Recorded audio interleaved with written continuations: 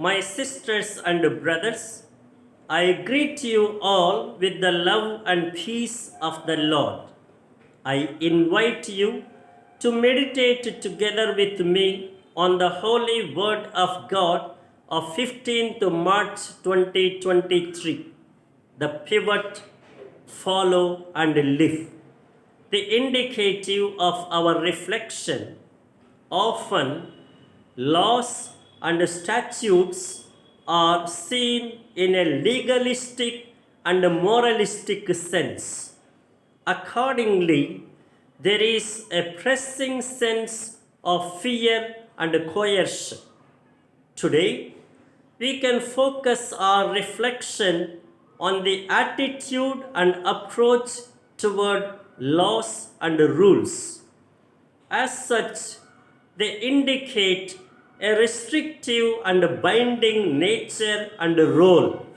So often, the issue is whether one follows them or violates them.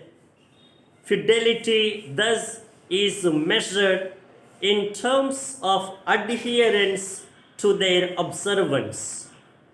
This is rather a deficient approach. This kind of perspective short-sights our vision. It also dilutes the essence of the laws and rules. Today's word of God researches the positive response of the laws. We need to revisit them. Though they are binding, they are meant to liberate. Though they are restrictive, they are purposed to be constructive. Laws are never for their own sake. They are always directed and destined for something higher. They are meant for a greater end. They can never be absolutized, but at the same time, they should not be minimized as well.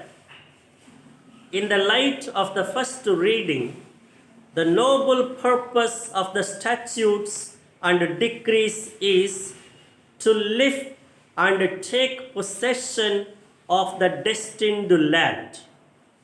They are also the evidence and testimonies of the wisdom and intelligence of those who observe. In the light of the gospel, they are conditions, criteria, and gate passes for meriting God's kingdom.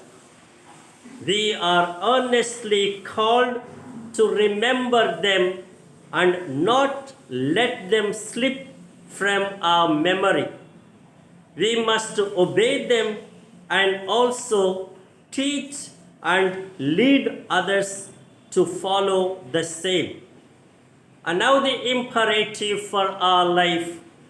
We need to rise above dry obedience to laws to a fecund and fertile surrender to the spirit of the laws, which is God's will.